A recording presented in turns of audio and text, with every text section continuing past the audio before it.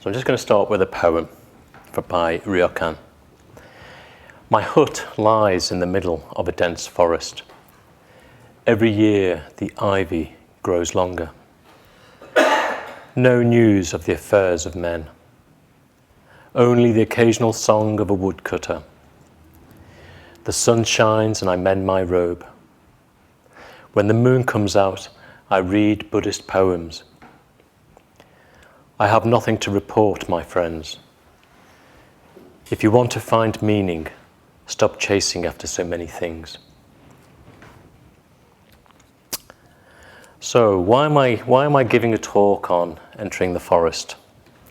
Well, there's a couple of reasons, and I'd like to go through those reasons because they sort of tie into the talk, into the body of the talk.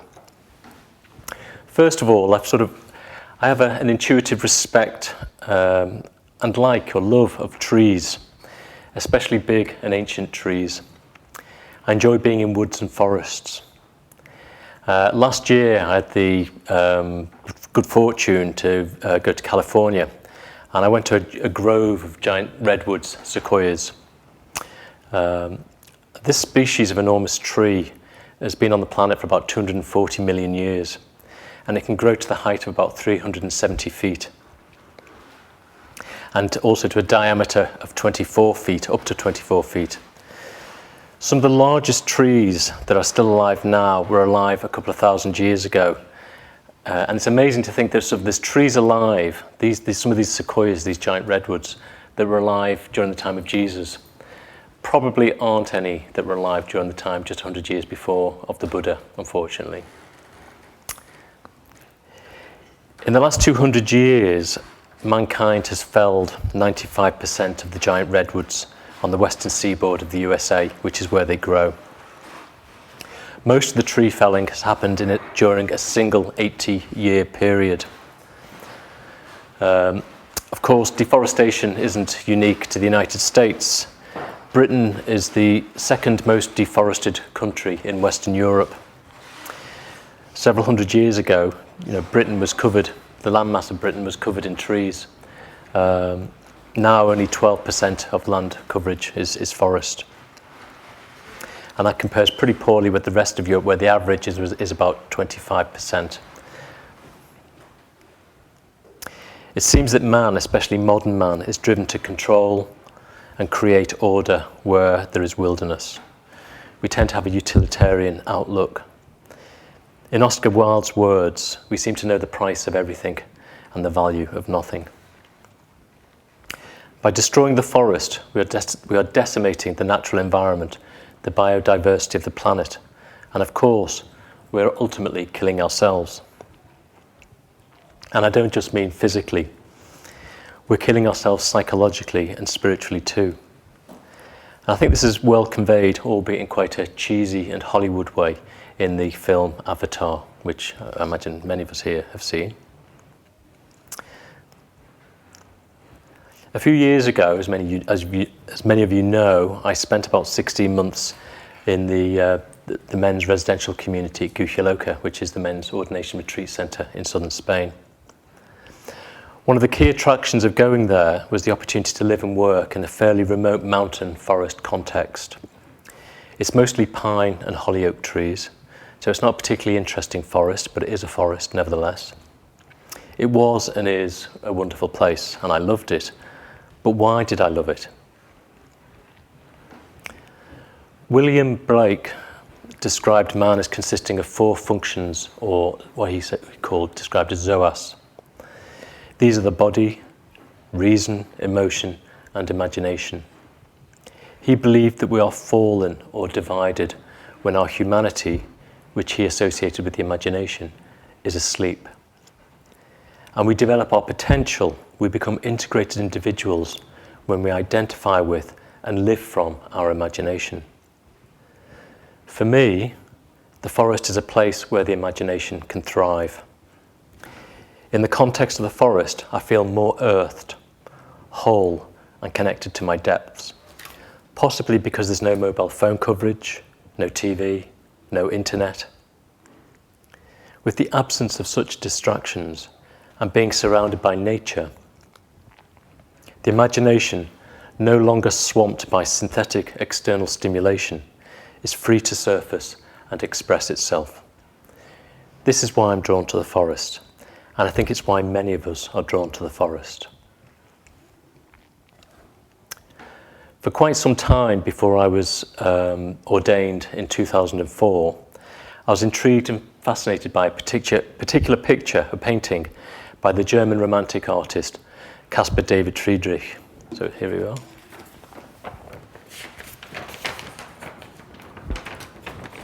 I don't know if you can all see that. I'll pass it round. We'll have a look. So I'm going to describe it, Helen, so you don't need to be able to see it. There we go, I'll just pass it to Steve.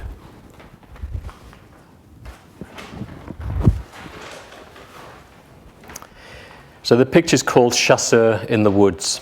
A chasseur is a particular type of French soldier. Sometimes chasseur can mean hunter too, but in this case it means a particular sort of French soldier. 4/5 of the painting, so the 4/5, the top half of the 4/5 of the painting, depicts the edge of a dark forest in winter. In the middle centre foreground, dwarfed by the trees and looking into the dark forest, is a soldier with his back turned to us. Even closer to us, in the near centre foreground, are 2 sawn tree stumps, and on top of one of them is perched a raven. For me, the 2 sawn tree stumps represent the edge of so-called civilization, the edge of mankind's controlled and known environment, which is open, clearly seen, and conscious. The forest represents the wilderness, which is unknown, uncontrolled, dark, and unconscious. The soldier represents a particular type of person for whom exercising the power mode and being in control is paramount. Interestingly, in this painting, he inhabits the boundary between these 2 worlds. It seems as if he's deliberating whether or not to enter the forest.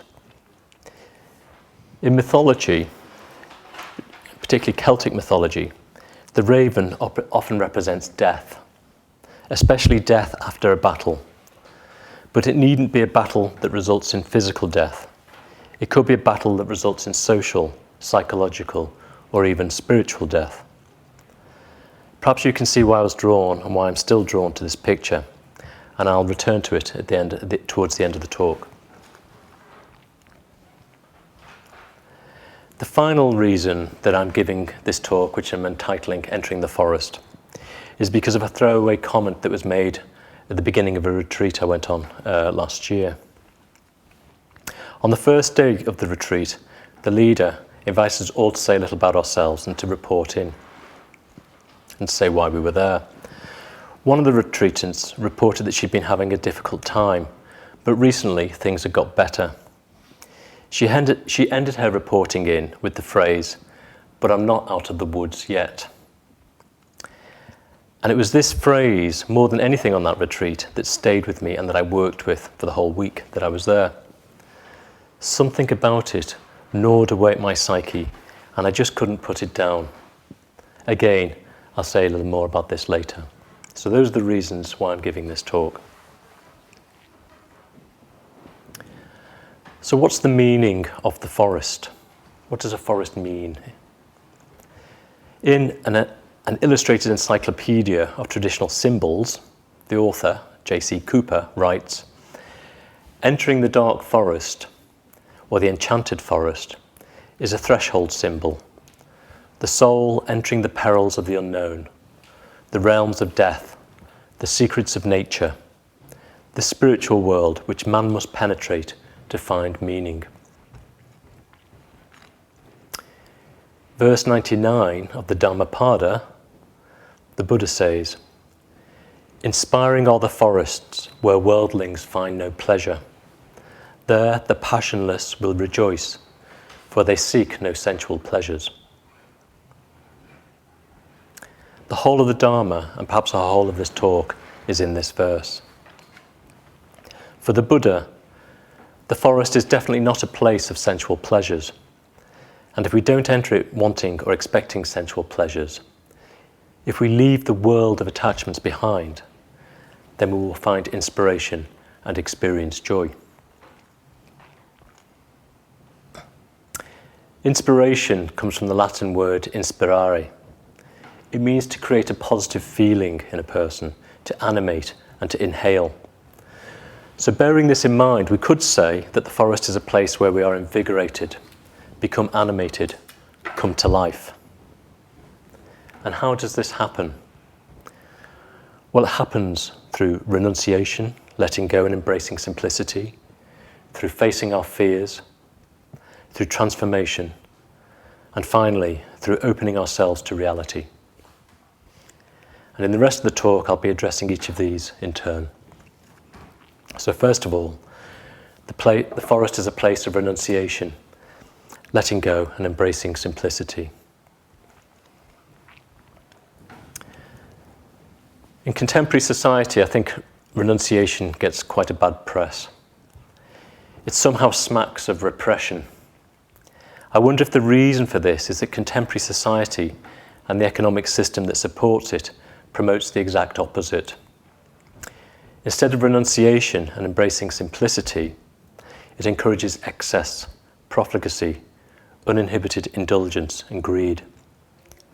Consequently, so much of my life has been, and to some extent still is, full of unnecessary, superficial, frivolous, and meaningless material possessions.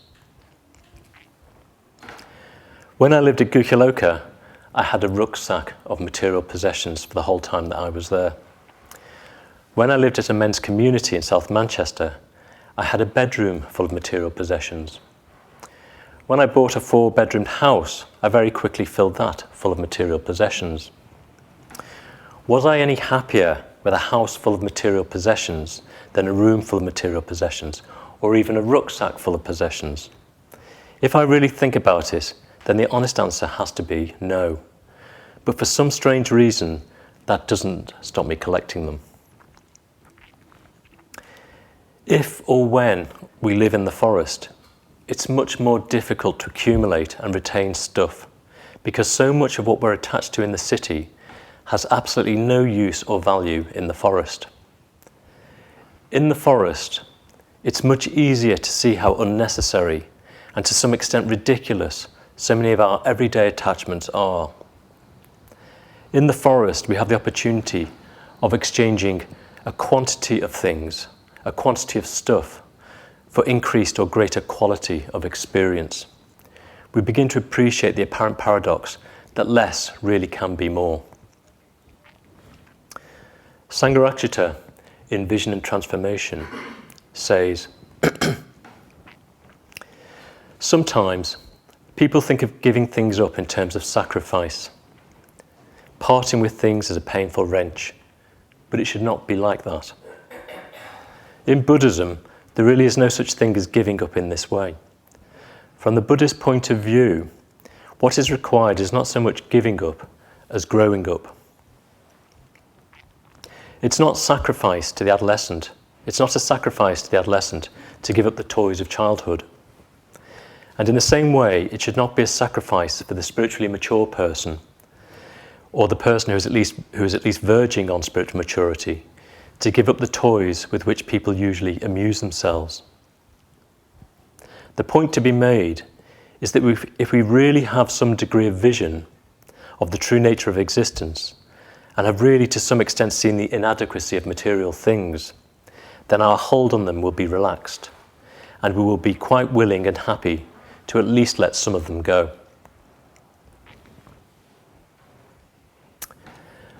Earlier this year, I was on a retreat in North Wales, and I was reflecting on what I need to do in order to live my spiritual life more deeply. Some of you know that I paint not very well, and I usually paint from my imagination. So as part of this process of reflection, I thought about the recurring threads and themes in my paintings over the last several years, as well as the recurring threads and themes of my reflections that I write in my journal or have written in my journals. What I discovered was that there are 4 key themes that keep coming up again and again. all of which, in one way or another, relate to renunciation. And I summarised them in 4 slogans to help me remember them. And they are: slow down, let go, be naked, and live lightly. Of course, these are all personal to me. They've come out of my process, and they point towards what I need to do in order to go deeper. However, in some respects, they're not personal to me at all. They apply to everyone. They're universal.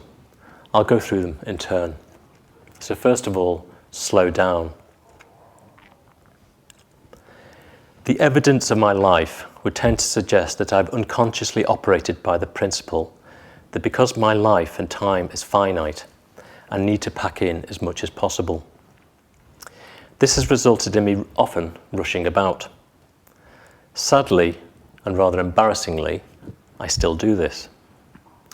Slowing down is about not being so task-focused.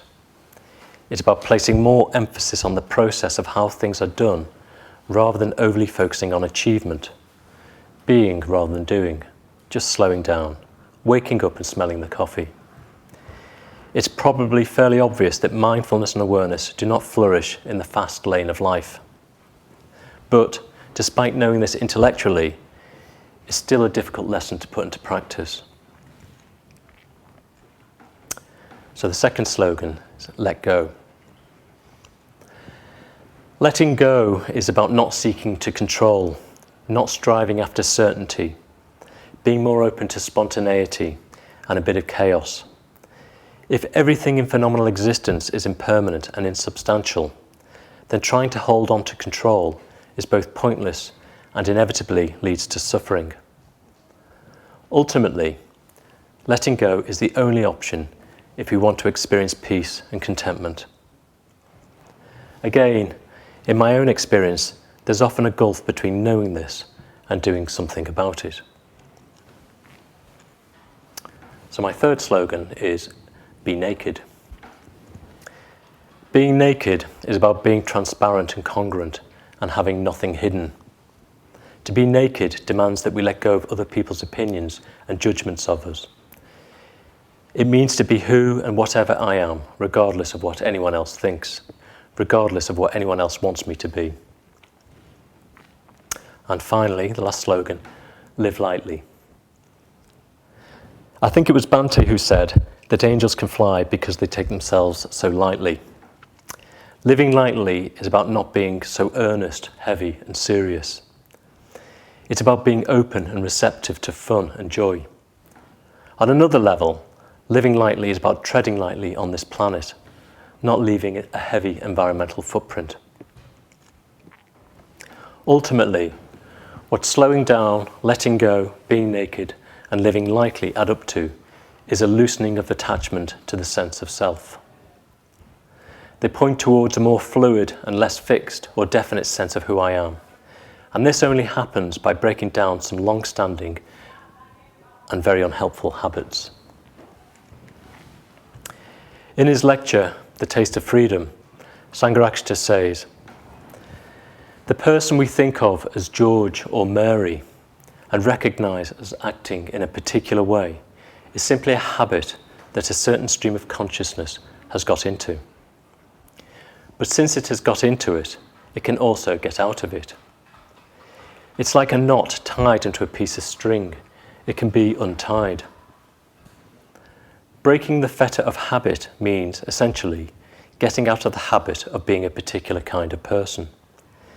It's not easy to get out of the habit of being a particular kind of person, or the particular kind of person we are. One of the reasons for this is other people. Not only have we ourselves got into a habit of being a particular way, but other people have got into the habit of experiencing us being in the habit of experiencing us as being in the habit of being a particular way. I'm not sure if I read that right, but you get the sense of what I'm saying. I think I've repeated myself. Anyway.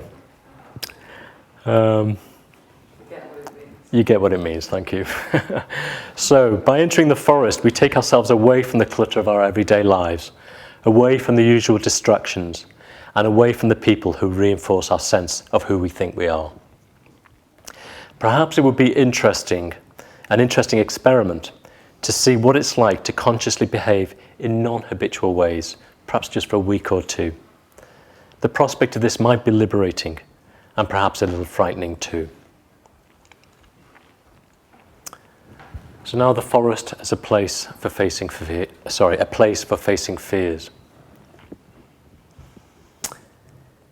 In the Buddha's time, as in other times and places, the forest was and still is a place to be feared.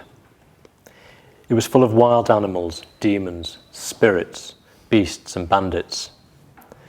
This is reflected time and again in legends, myths and fairy tales. Forests are depicted as dark, mysterious and enchanted places. From a Buddhist perspective, we could say that they are a sort of charnel ground, a place where we are confronted with unpalatable truths. City life is structured, controlled, and to a great extent predictable. It creates the false impression of certainty. In contrast, forests feel far from predictable and certain. When we enter the forest, we do so naively, like children. The rules and conventions of the city simply do not apply there. The forest is a strange place. It is other. When we enter there, we do not have a sense of security, the sense of security that comes from familiarity and habit. Because there are so few distractions or external distractions in the forest, we cannot help but be confronted by ourselves, especially those aspects of ourselves that we normally prefer to keep buried and out of awareness. Those parts that we don't like, those parts that we fear, perhaps those parts that we're embarrassed about or even ashamed of. Earlier, when I was describing Friedrich's painting, I pointed out that there's a raven perched on a tree stump. For the psychologist Carl Jung, the raven symbolizes the shadow, the dark side of our psyche that needs to be acknowledged and integrated in order for us to become whole, or what Jung described as individuated. If we want to grow, if we want to become true individuals, then we have no choice but to enter the forest. Rather than avoiding or covering up our fears, we must acknowledge them, turn towards them, sit with them, and ultimately transform them. So the forest as a place of transformation. Amoghasiddhi is the dark green archetypal Buddha of the north, where there is endless forest. His mudra, like that, is the Abhaya mudra, the mudra of fearlessness and unobstructed success. In order to survive and thrive in the forest, we have to learn to become like Amoghasiddhi. Forests have always been places of initiation, especially the initiation of adolescents into adulthood.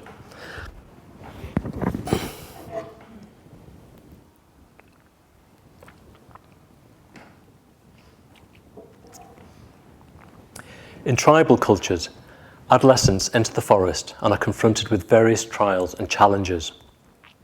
Sometimes these trials are external, for example, climbing trees to collect honey from the canopy hundreds of feet above the ground. Or perhaps hunting a dangerous animal. However, more often than not, the trial involves ingesting mushrooms or plants with psychedelic properties, such as mescaline or ayahuasca. In this instance, the adolescent isn't so much confronted with what we might call objective, external fears, but rather subjective, internal fears of the mind. Interestingly, Amoghasiddhi's time of day, or the time of day that's associated with Amoghasiddhi, is midnight. So when we consider the totality of his symbolism, forests, midnight, and fearlessness, it seems obvious that his realm is that of the unconscious, where our deepest fears lurk and gnaw away at us from the inside. In tribal cultures, it is the capacity to come to terms with one's own unconscious and all the fears and anxieties that lurk there that distinguishes an adult from a child. So the transformation that happens in the forest is not really about coming to terms with the external world, but about coming to terms with oneself. This is the most challenging trial of all. If we accomplish this, then we can truly be said to be our own person. We cease to be negatively motivated by our fears, which restrict and limit us. We are free to wholeheartedly pursue that which we most deeply cherish, love and value. Only when we've confronted the depths of our unconscious can we unreservedly orientate our lives towards the fulfillment of our ideals. Only when we've integrated and transformed our shadow can we really go for refuge to the three jewels. And finally, the forest is a place to connect with reality. The purpose of going for refuge to the three jewels is to bring our experience closer to reality, or maybe I should say, to open ourselves to the direct experience of reality itself. The forest lends itself to this because the nature of the forest is the same as our nature, and the true nature of both is the nature of reality. Ultimately, the same could be said of the city, but because the man-made city is consciously constructed and contrived in such a synthetic way as to give the impression of permanence, stability and certainty, its true nature, that is, its impermanence, instability and unsatisfactoriness, tends to be obscured. The nature of reality is so much more obvious in the forest, where everything arises and passes away as a matter of course. Also, the elements of earth, water, heat, air, and space that are intrinsic to the compounded nature of our bodies are also there in their raw states in the forest.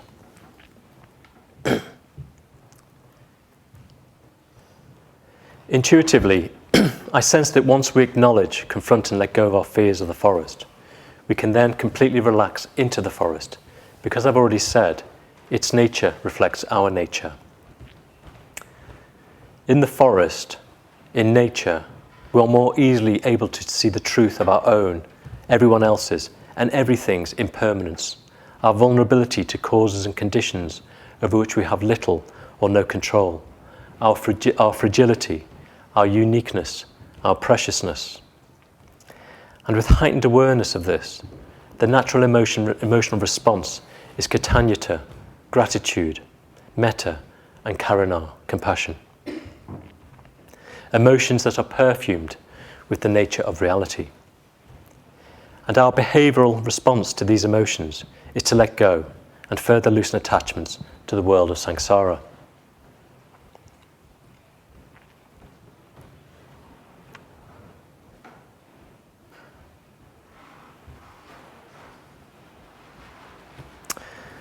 So before concluding, I'd like to read something from the life of Shabka. Shabka was a wandering Tibetan monk, well not monk, sort of a hermit, I guess. It's entitled Song of the Flower. Another day, I went for some fresh air to a meadow covered with flowers. While singing and remaining in a state of awareness of the absolute views, I noticed among the profusion of flowers spread out before me, one particular flower, waving gently on its long stem and giving out a sweet fragrance. As it swayed from side to side, I heard this song in the rustling of its petals. Listen to me, mountain dweller. I don't want to hurt your feelings, but in fact, even you lack awareness of impermanence and death, let alone any realization of emptiness. For those with such awareness, outer phenomena all teach impermanence and death. I, the flower, will now give you, the yogi, a bit of helpful advice on death and impermanence. A flower born in the meadow, I enjoy perfect happiness. With my brightly coloured petals in full bloom, surrounded by an eager cloud of bees, I dance gaily, swaying gently in the wind. When a fine rain falls, my petals wrap around me. When the sun shines, I open like a smile.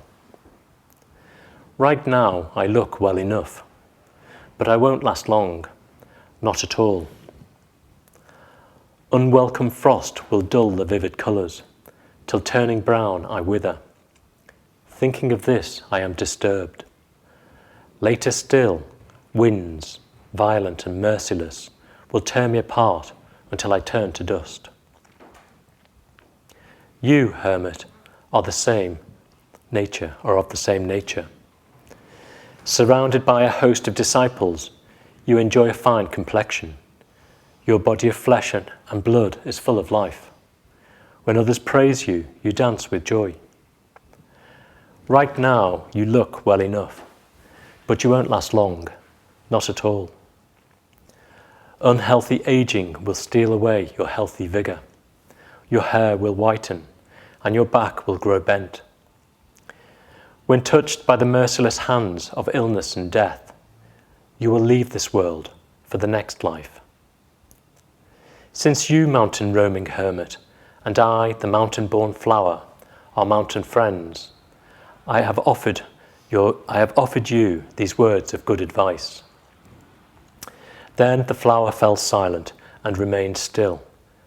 In reply, I sang, O brilliant, exquisite flower, your discourse on impermanence is wonderful indeed.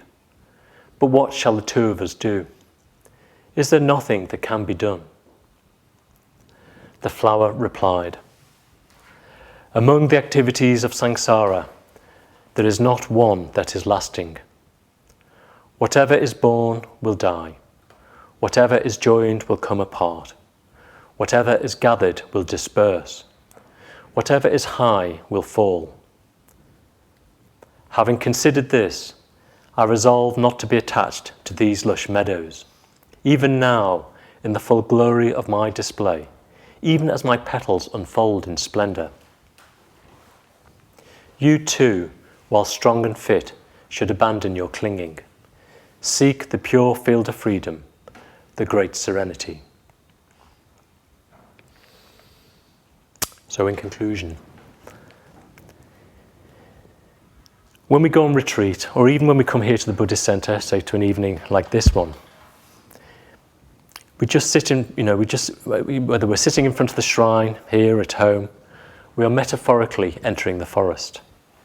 We make a conscious and deliberate decision to renounce, albeit temporarily, our usual routines, our lives, our usual relationships.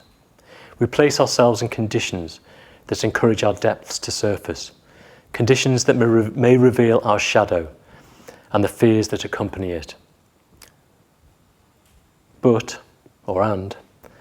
These are the conditions that encourage positive transformation and potentially bring us closer to reality. At the beginning of the talk, I drew your attention to Friedrich's painting and told you that it had quite an impact upon me. A few years after discovering this painting, I made my own version of it.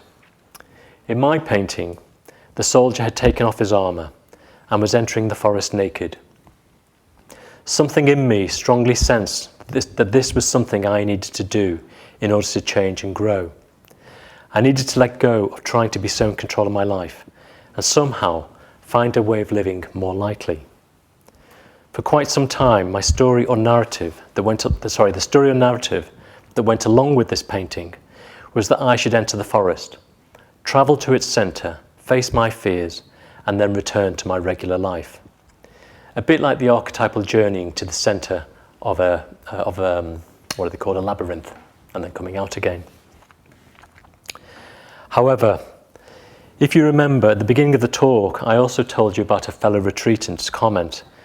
She said, I'm not out of the woods yet, and that impacted upon me too.